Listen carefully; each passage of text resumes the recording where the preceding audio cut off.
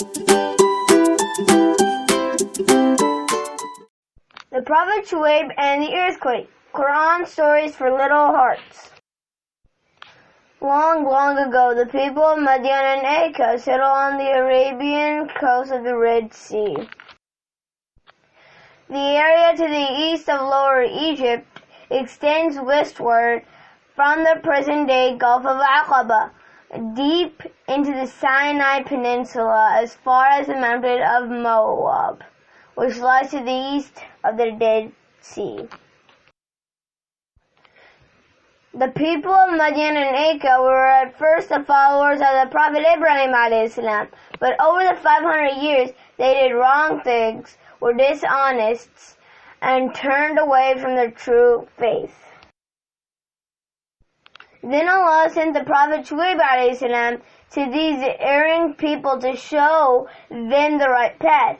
He warned them to be honest in weights and measures, and not to trick others into giving away what was rightfully theirs. The Prophet Shuayb a.s. reminded them of the blessings which Allah has showered on them. Remember how He multiplied you when you were few in number. But the elders of His people rejected Him, saying, Shuayb, much of what you say we cannot understand. We know how weak you are in our midst. The angels gave them good news of a son who would become a wise person. His wife did not believe the words of the angels and came crying and beating her face. Surely I am a barren old woman. But the angels told her that this is the will of your Lord. He is the wise one, the all-knowing. The Prophet Ibrahim a.s. asked the angels, what is your errand? They said, we have been sent forth to a wicked nation so that we may bring down on them a shower of clay stones, marked by your Lord for the destruction of the sinful.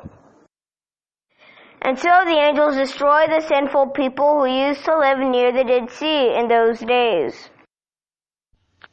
In this story, I learned that we should always be welcoming to our guests, even if we do not know them or they came without us knowing they are coming. We should say salam to each other, give food and water. I also learned that Allah subhanahu wa ta'ala can send messages and signs in unknown ways, like He subhanahu wa ta'ala did when He sent the glad tidings of a son to Prophet Ibrahim alayhi salam and his wife. That Allah subhanahu wa ta'ala is capable of all things, even if we think it is impossible. The last lesson I learned from this story is that we should always follow Allah subhanahu wa ta'ala's commands and do the halal things, so we do not get punished for it.